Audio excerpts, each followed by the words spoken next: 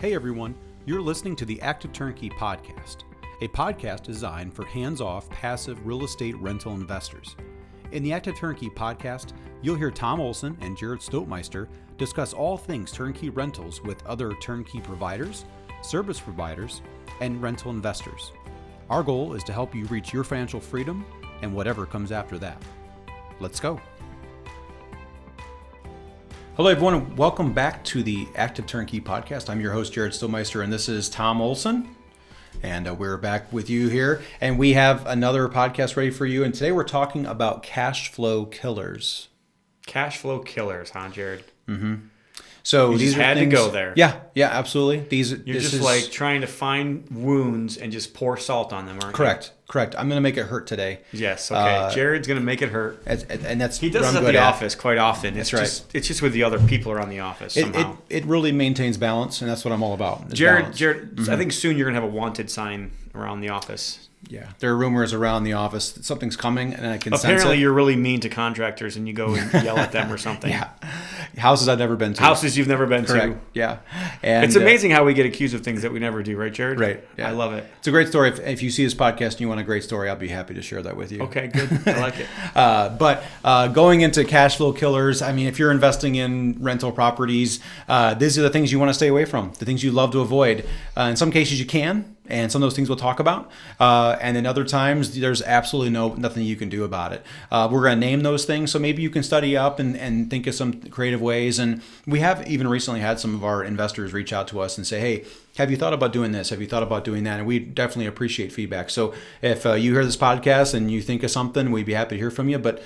you ready? I'm ready. Let's do it. Okay, so we're going to jump right into cash flow killers. The first thing, maintenance. Well, that's not a cash flow killer. It's not? I mean, it's on the pro forma. It is on the pro forma. What are you talking about? It's true. You should be planning for this. It's true. This isn't a killer. That's true. Now, unfortunately, I feel Tom's like I right. stumped you, Jarrod. No, Tom's right. Tom's right, and it's true. So, and even as a. Well, let me ask you this, Jarrod. Do you maintain your own house? Sometimes. If something happens to your own house, first of all, does anything ever happen to your own house? That is a good question. Absolutely. Okay. I'll give you an example of my own personal house. So my own personal house, I moved in, we had an inspection, everything was perfect. Mm-hmm. Great house. And 2 weeks later, I got to get a plumber to come rod my lines. Mm-hmm. You know what else happened in my own personal house? Like 3 months after I moved in, I had 3 inches of water in my basement. Mm-hmm. Whole basement. Mm-hmm. Maintenance. Exactly. I mean, part of this is just part of life. That's true. It's just part of life. I don't know how to. And I'll be honest with you. Some people think, well, if you build a new house, this will never happen. Wrong. True. I mean, I've even seen new houses flood. I've seen new houses have all these same issues that I'm talking about. Maybe not rotting.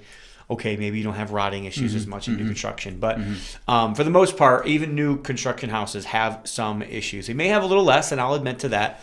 Where, it's going to have less than like a 1920s house or 1940s house. Sure. But at the end of the day, I think maintenance, I don't know that we should count, maintenance as a cash flow killer, because honestly, like, it should be something that's expected. It should be something that's in the pro forma. It's something that you should be counting on. And it's almost as if, like, this could be twisted around the other way and being like, well, these are potential cash flow like boomers if you don't have maintenance. Sure. Right? Oh, I mean, sure. because at the end of the day, like, if the performer says, well, you're going to have 7% of maintenance and you don't have any maintenance for a whole year, right.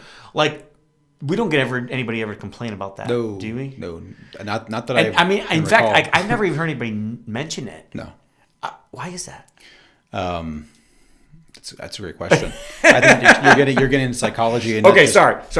We thought it was going to be Jarrod that was going to pour into the wound. It's actually going to be me. Yeah. Well, you're right. So, and he's totally right. So, in my dealings working with investors, that the vacancy and maintenance always comes up on the pro formas. And yet, when I'm dealing with our property manager, and many times if a repair comes up, they're saying, "Hey, what's going on?" Well, it is in the pro forma. It is something to be expected. And I, even with my own properties, now that I'm investing myself, I fall in the same trap. Well, what do you mean there's a repair? Well, it's part of the pro forma. And if not, then your cash flow is dramatically higher than what you actually gauge on your pro forma. So, and it may hurt a lot worse in 1 or 2 months, but like if you don't have issues the rest of the month or the rest of the year, maybe you go 2 months and there's no cash flow at all for 2 months, and then all of a sudden the next 10 months there's no maintenance at all. So like I'm just telling you, like overall, if you sit it out for a long period of time with enough properties, it will even out.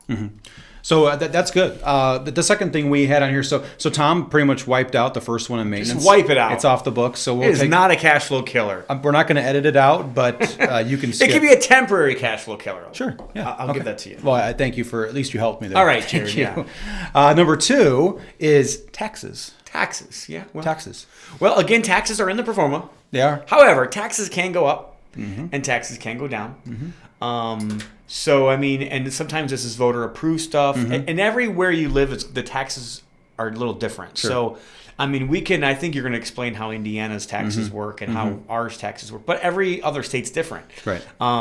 Taxes here in Indiana are actually probably very middle road across the country. They're not like on the super cheap end like they used to be. And they're not on the expensive end like the state across across the way here in Illinois. So we are pretty much normal, maybe even still a hair on the lower side. But we do actually have some rules to follow, which I like, because I mean, sometimes when you have the rules and you have the box, then you understand what it is. And our rules here are, if you're an investor and it's a single family or like a multifamily deal, unless it's commercial, unless it's a big project, the most that they can charge you is 2% of what the assessed value or appraised value is in the property. So if a property's worth $100,000, the most they can charge you for that, technically, without voter approved, is $2,000. So, I mean, I like those numbers. Those are not like some of the numbers that we used to see, like $800 for some of these rental properties.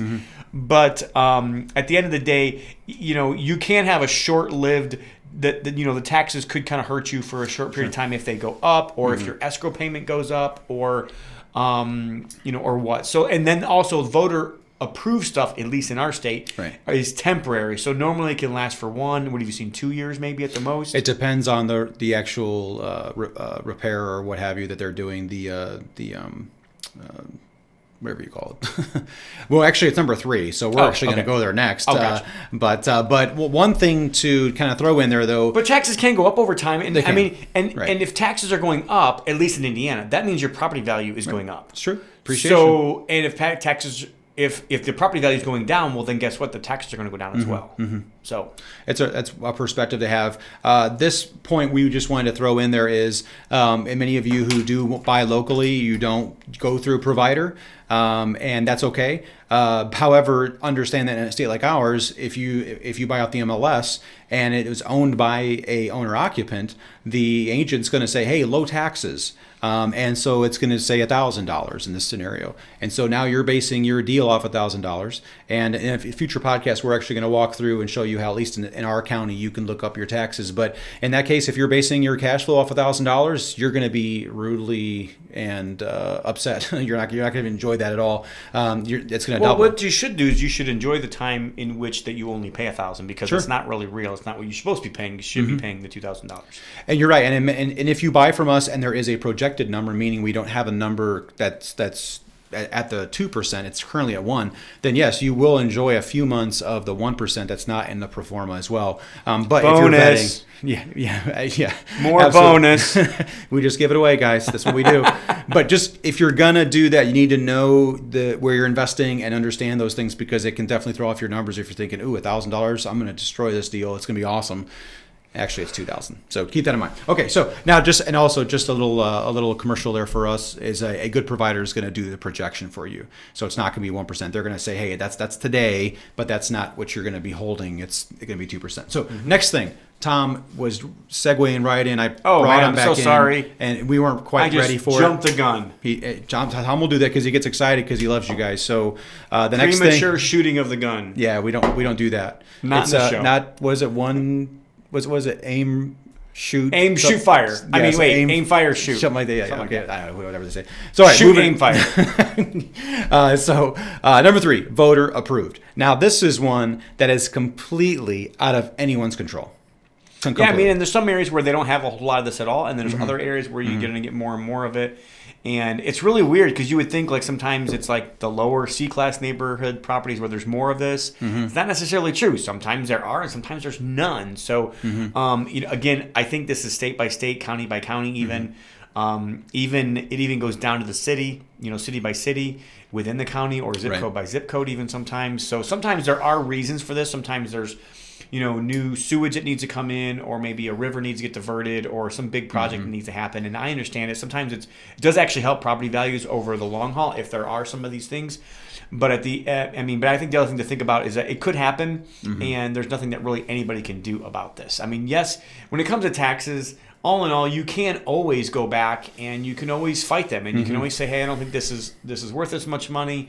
And if you're really off, like we've actually had a pretty good luck at doing this if we really thought they were off. Now, I think there's some people out there that just go and they try to get every single property that they ever have every single year reassessed, and I've even seen that blow up on people's faces and then get raised at times. Absolutely. But so we don't do that. But I mean, there was a house I remember in Hobart one day where one time it was like $250,000 it was assessed for, and we only sold this house for like $120. I'm like, this is just wrong. It's just not right, and we ended up winning that case. So you can try to go for reassessment. You can fight some of these things, but at the end of the day, if the voters approve on it, you're pretty much just gonna have to live with it for a period of time. And most of the time, what do you normally see, Jarrod, for voter-approved stuff? Like $500-$600 a year, so it's maybe another $50-$60 a month, or it depends on the project. So now, just a little thing there. It's not a raise in taxes. It is a voter-approved charge,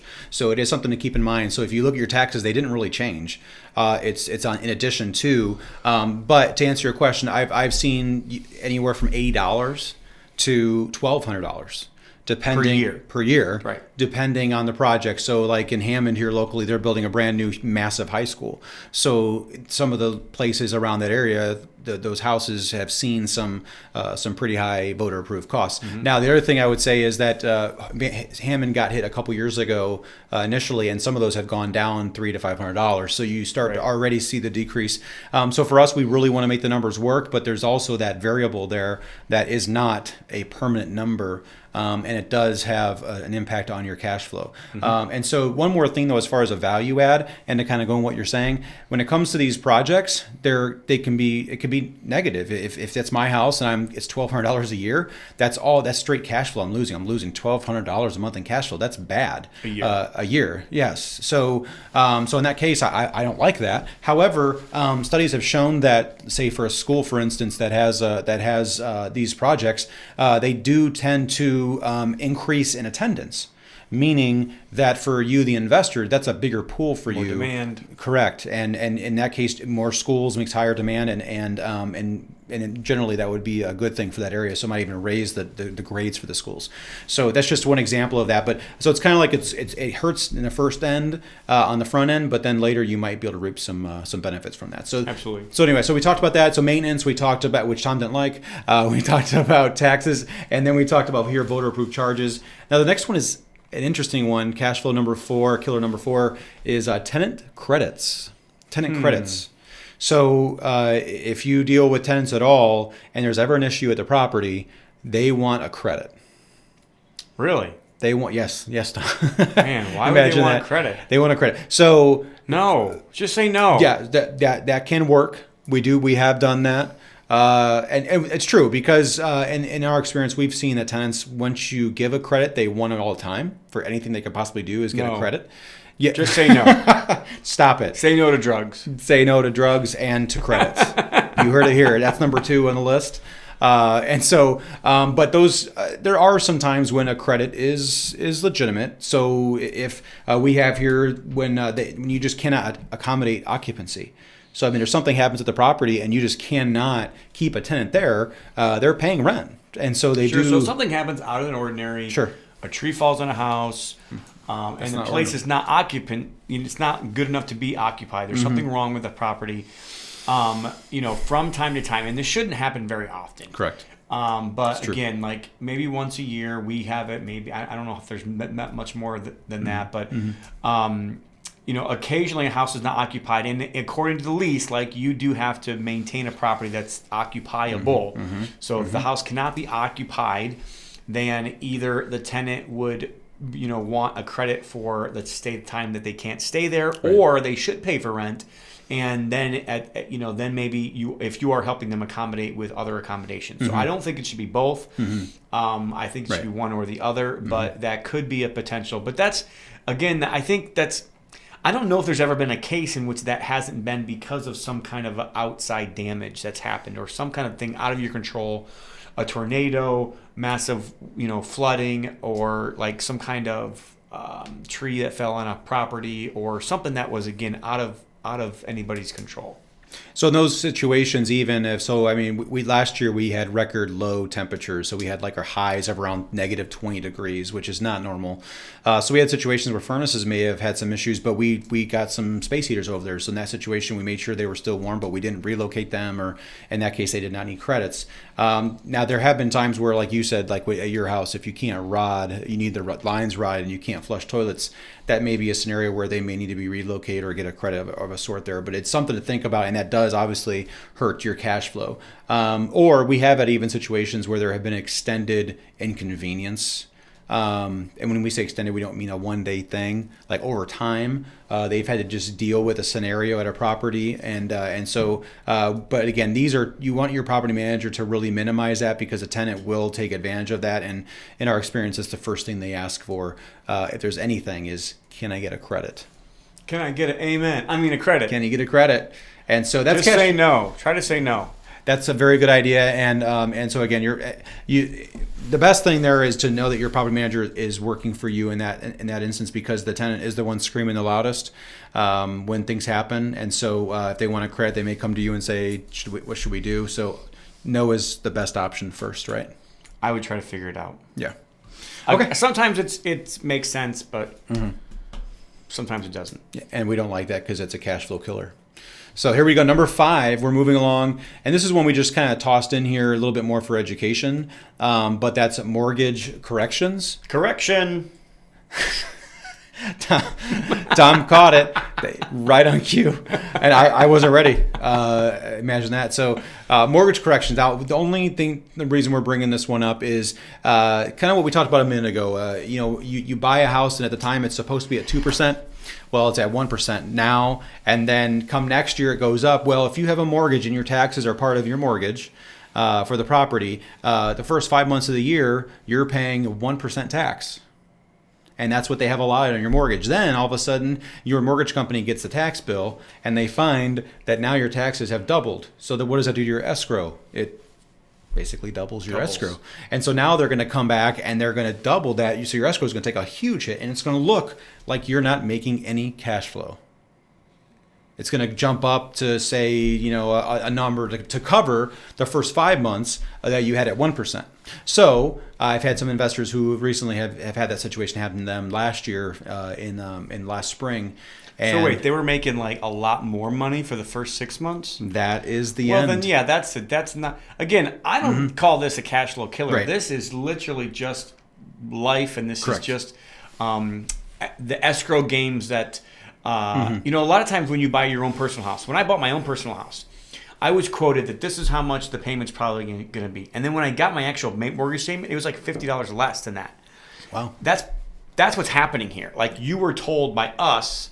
at least, or by your turnkey provider, hopefully if they're giving you the right data, what your mortgage payment should be, what your cash flow should be. And if you're making $300 more than that, or $200 more than that for a period of time, well, you should probably expect the fact that there's probably going to be a pushback to that, and it's going to, the pendulum's going to come back to the other way, and eventually you're going to have to make that up. So if you made $500 a month, I don't think there's any of our performers that are saying you're supposed to make $500 a month. But if you make $500 a month for 6 months, it's possible for the next 6 months you ain't going to make anything, because you weren't supposed to make that much money in the first 6 months. So just be reasonable with that. And just, again, if you only look at a rental property in a 1 year period of time, then don't even do rentals. Seriously, I will just tell you, don't buy a rental if you're only going to hold on to it for a year. It's not worth it. Rentals are a long game. Rentals are minimum 3 to 5 years. Like, that's the minimum you should even be considering. I had another person reach out to me a couple weeks ago, and they're like, hey, everything's going great. The tenants are great. Cheryl's great. Everything's great about you. I just want to see, where's the market at now? I just bought these properties 18 months ago and I want to see, and I'm like, nobody really gets that much appreciation in 18 months that you think it's really gonna like make a difference. Right. You shouldn't have even put your foot in the water. Just don't. Just say no. Just say no to rentals if that's how you're gonna be. This has to be a long-term game, which again is the minimum 3 to 5 year play. So with 3 to 5 years, if you have really good appreciation, like 5-10% appreciation, which doesn't always happen in every cycle, it has been happening in our areas over the last couple years, but it doesn't always happen, especially in the Midwest. But again, like I said, we've been seeing that. If you get 3 to 5 years, okay, well now there's 30, maybe 40% appreciation. That's a big deal, and that can make some difference. And so I have another guy right now where we are selling some of his properties, but he's been in the game 5 years. So yes, he's making 30 on some and 50 on some, and he's actually making some money when he's selling, and he's cash flowed, fairly well throughout the whole time. And maybe he had to put more money into him at the back end in order to sell him retail. But he's still going to make out really, really well. Probably cash on cash return. Like, who knows? He could be 50% cash. I have no idea what his cash on cash return is, or his real ROI or IRR or whatever you want to count all those ridiculous things everybody wants to calculate. But at the end of the day, like if you're only going to be in rentals for a year and a half, that's the people that are worried about this are the people that are thinking very short term and not really thinking, what does this really look like for the next 5, 10, 15, 20, and even my lifetime and my kids' lifetime. Right. Again, rentals is much more of a 50-year picture, 20-year picture than it is a 1-2 year picture. Yes, this is only for the perception of losing cash flow. This particular piece. In reality, it's even. It's all even because you're getting what you're supposed to be getting. You just get it early. Yeah, if your taxes go up, if your insurance goes up, that's really where the cash flow killer is. Correct. It's not really mortgage corrections because mortgage correction they're not taking money from you. Exactly. They're just unless for some reason you have like a 5-year or 7-year balloon, or you have a 5 or 7 year reset, and then your interest goes up. But right now, for instance, and I know this podcast is going to be evergreen and being out forever, but right now we may have the lowest rates we've ever seen. Like I'm seeing 2.9% refis. It's insanely cheap right now. Right. You might even want to consider that, at least if you're listening to this podcast and it's really close to the date that it's being recorded. Refinances right now are like something that you should be thinking about. No, that's really good information. That could be a cash flow helper. Yeah, sure, absolutely, especially long term. And we should do a thing on cash flow helpers.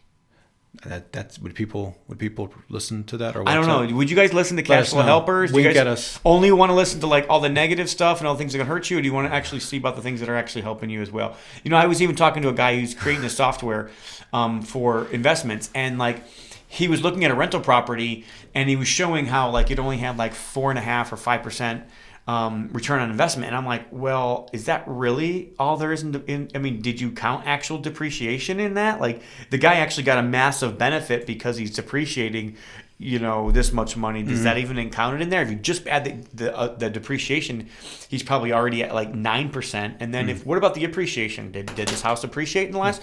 Okay, pull up the guy's county. Okay, the county was like 8 or 9% that year. Oh, look, there's another 8 or 9%. I mean, like if you actually start calculating where all of the advantages are for real estate, then that's and the people that really understand the math and really understand the long term, you really make money in appreciation. You make money by buying good properties that are areas that will cash flow, yes, and we're all about cash flow, but you really do want to look at what does this look like in 5, 10, 15, 20, 30 years, because that's really where the wealth is built, and that's where if you're paying down the mortgage, and in some of our areas, they're opportunity zones. It's something that you ought to be considered thinking about, because you can depreciate all that money down, and then you either get a whole brand new stepped up basis in 2047, or you get to sell the property tax free. So you can choose from all these amazing options that we've been given. But if you're just gonna like look at this in a really short period of time, you're probably better off just loaning your money out at 10% and being totally happy with it. You really would be, because most rentals really, like if you look at the cash on cash year over year over year, it's not normally more than 7-8%. I mean, that's like the norm. So just understand that it's everything else that's in the puzzle. It's like the fact that you can buy something one time and it works for you over and over and over again. It's all these. it's all these scalability pieces that it's everything else that's being mixed into that property. That's really the wealth generator and the piece that people should at least. I'm not saying it's everything, but it ought to be part of the equation. So, but these cash flow killers, I'm glad that we're talking about it. It's a good thing to kind of let people know. So, what do you got next, Jarrod? Next one, number 6. Here's the big one: vacancy turnover. Yeah, and I think honestly, this is the biggest one. This is the one right here that you really do want to watch out for, because vacancy turnover is everything. You're losing rent. You don't have rent. Normally it means repairs. Normally it means marketing time. Yep. Normally it means a property manager is also going to get a fee to find a new tenant. And it's something we try to do to help our owners with this. Is if for some reason, is it 6 months or is it a year? If somebody moves out? 6 months. So if we place a tenant and somebody moves out within the first 6 months and they didn't pay for six months worth of rent, we are not charging you for that next one, because we just don't think it's right. We feel like if we didn't put a good tenant in there and they didn't stay for at least 6 months and pay 6 months worth of rent, right, then we shouldn't have to get another turnover. I mean, it's not a turnover fee. It's a a lease up fee or getting a placement fee. So you have a placement fee, you have turnover, you've got focus, you've got lost rent. Oh yeah. So most turnovers are costing most people at least $2,000 to $3,000. Right. So this is where this is the biggest cash flow killer of anything, I believe, unless there's like some massive surprise. Like, yes, you could have some massive surprise, some major, issue maintenance or repair wise that nobody accounted for, and is not covered by insurance. Right. But which again does happen occasionally. It's very rare that it happens, but it does happen. But other than that, this is like the number one cash flow killer. Yeah, you want to get on top of that, have your manager on top of that, and we just been talking about that recently. Honestly, we've been even trying to improve this on our own. Absolutely. Like, how can we market these properties before they're vacant? How can we try to get these places turned over and rented as fast as we possibly can? And actually, I believe we do a good job, but I think we can do better. Absolutely, there's always room for improvement there, and if you have a property manager who's saying they've arrived, look out. But if they're taking 3 or 4 months to turn over property, then it can really hurt. Absolutely. All right, so that's number 6, and that is the big one, and I think everyone knows about that. Again, that is in your pro forma as well. You have your maintenance and vacancy numbers, so it is something that you would have prepared for down the road, but it still hurts, and it's something you're going to need to make sure you're on top of right away. And if you only have one property, it's going to hurt worse. That's true. So if you got one property, it's going to hurt a whole lot worse if you have 20 properties. That's a good point. In fact, I'm going through. I had for my personal property, my first eviction to deal with. And this week they actually came in and brought in all their money because they wanted to avoid the eviction on their record. So I actually came out. I did pretty well. I'm very happy personally. That doesn't always happen. It doesn't, and the property management company did a good job in helping me with that. But yes, I understand that, and I'm going to be happy about it. So that is number 6, vacancy and turnover. Number 7 is tenant damage. Tenant damage. Tenants never damage that property, Jarrod. At least that's what they would say. It's true. It's true. I didn't do that. What, that hole in the wall? You think I put all those nails in the wall? He's from the South now. He's a Southern. Apparently, all that's of our Southern tenants Indiana. Okay. No, that makes more sense. Southern Lake County. Southern Lake County. Yeah. Now, tenant damage is real. Obviously, it happens. Now, we haven't seen as much of it for our end, for our properties, and I think we would like to think it has a little bit to do with, first of all, just the type of home you're marketing and you're providing, and also the vetting correctly. Yep. Yeah, correct. Having that person go through, and we actually had somebody recently who came and visited us, and we showed them our B and C area houses, and then we went to our C and D plus area houses, going through there and showing the properties, and like, oh wow, well how much longer does it take to do this, and what type of tenant do you get here? And it's the same tenant. They go through the same vetting. They have the same things that they have to hoops they got to go through, and so we don't place a less qualified tenant in a lesser area. I think that's one of the biggest mistakes that people make is Absolutely. They put low class tenants in lower class areas, and then they wonder why the low class areas stay low class for so long. That's a good point. It's all about the people that are in the community, and I think you're doing the community a disservice by putting the wrong people in your houses. You're doing your owners a disservice. You're doing yourself a disservice if you're the person that's placing them for your own properties. But we run credit. We run credit and 5 reports on every single person that comes into any one of our houses, and they have to pass. And if they don't pass, we want to know why, and we want to know, like, maybe they don't pass one thing, but if they pass everything else, okay, maybe we're coming back to them asking for more security. We will work with people to a certain degree, and we do believe in second chances. We don't want people to have one bad thing on their record and never to be able to get a house ever again. But at the end of the day, like, if somebody has a 400 credit score, they're probably not getting in the property for any reason. I mean, it's gonna be really tough for them to be able to get in the property. So we try to vet these people just like we would vet any other property, and we treat it just like we would treat any other. I don't care if it's an A-class neighborhood or a D-class neighborhood. The tenant screening process is the same. And that's where, again, at least from what we've seen, we haven't seen a lot of damage. We haven't walked in and seen, why are the doors bashed in and the walls gutted and all these different things. We just haven't really seen that. You see your classic maintenance We've type had tenants steal things. stuff. We have. Yeah, we have. So that's not damage. That's just true. theft. I had a tenant like steal a whole kitchen appliance set one time, and then he goes to court, and they're like, "Well, you stole this." He's like, "I didn't steal it." And then they showed pictures before and after, and the judge is like, "Well, did you steal it?" He's like, "Yes." Tenants are going to do stuff. People are still people, and you have to understand. 64% or 62% of people still own their house. So who is renting? At least in our area. Maybe in other areas it may not be the case, but it's normally people that are renting the people that can't afford a house. It's not just like that they don't want to live in a house, but it's normally because they can't afford the house. And if they can't afford the house, the chances, I'm not saying all people, but the chances of them not necessarily living the same way you and I would live are a little bit higher. So it is what it is. Like, I think the tenants are great, and I think I want to give them a chance, and I think some of our tenants are amazing, and they're on time, and everybody's not on time. But at the end of the day, like, you still are dealing with people, and people are gonna lie sometimes. It's true. People are going to not do what they're supposed to do, not follow the rules, not pay the rent on time. And sometimes they will damage your properties, and sometimes you have to fight them for it, or you have to tell them that they're damaging your property, and have them pay for the damages, of course. So if you can, yep. So that's number 7, and the last one we're going to talk about today, and of course there are other things we could add to this, but the last one we're talking about are just new fees. Yeah. Unforeseen circumstances is one thing that I would think about. We touched on that a little bit. But the other thing other than that is just new fees. Sometimes property management companies have new fees, and we have new fees from time to time. Sure. It's getting more and more expensive to be able to follow all the regulation that's coming down on property managers. It's also getting more laborious to work with softwares and upload properties and make sure everything's perfect for the investors. And we're trying to offer more not accounting services, but more services to make sure that they can track their properties properly and everything. So, property managers do add fees from time to time to be able to make sure that they can stay in business. Because at the end of the day, like, if your property manager can't stay in business, then it's not going to be any good for you. You're going to go to another property manager that's losing money, and then that's not going to be good either. Because if there's no incentive for the property manager, then it's like a table. As soon as it tips over, everybody loses.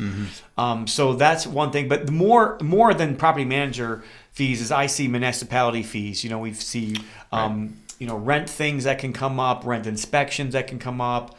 I think different cities have stickers you got to put on your properties every single year. And again, this isn't a big killer, but it is things that can come up and just kind of unexpected things that people may not consider. So that is our podcast for today. We wanted to go through things that could affect your cash flow, and of course there are many other things and that can come up. And one of the things we talked about was just act of God type situation. We had more rain last year than they've ever had before in the state of Indiana, as being a state, and so we had a lot of water in basements that we had never had basements ever, and we've talked about this in the podcast before. But those are kind of unforeseen things that are going to come up that can hurt your cash flow. But in the end, these are some things that could come up that we thought you guys would be interested in, and so just a reminder that we do build rental portfolios for investors. So if you're looking to start to get into investing, you can reach out to me. You can reach me at Jarrod at byolsongroup.com, or you can go to our website at byolsongroup.com. And or if you'd like to continue to add to your portfolio, we'd be happy to help you. Absolutely. So thanks for joining us today, Active Turnkey. The best way to buy rentals. Before we go, Commercial. we have a really cool event that's going to come up. We do. So I don't know when you're listening to this podcast, but if you're listening to this before June, we have in every June, we have a community go-giver event where we showcase what we're doing here in Gary, Indiana, how we're flipping the city of Gary, Indiana, how we're making it great again, and how we are focused on building community and using real estate to have a positive impact on the community. So if you have investment properties with us and you want to come see your properties, come check it out. CommunityGoGiver.com is the website, or get with Jarrod or our office here and see how you can come out here and see your properties, or maybe you want to be a lender. You want to see the team, or maybe you want to see who's on the other side of your investments, or just check out an education. We're gonna have 3 whole days of educating people on rentals, on Airbnbs, on lending, on contractors, on just different things in the. I have one guy I'm trying to get here to come that's going to actually talk about how he builds new construction for $60 a square foot. So it's a ton of value for the 3 days. 100% of proceeds actually go to charity or to community go-givers. So we're really excited about it. We hope you can join us. Like I said, it's communitygogiver.com. You can see us there, and we'd love to come host you for 3 days here in our office. And also, if you're on our Turnkey list, you'll also be getting information about that. If you'd like to sign up, or if you have more questions, you can follow up with me. Again, that's Jarrod at OlsonGroup.com. And recapping, Active Turnkey. The best way to buy rentals. Thanks, guys.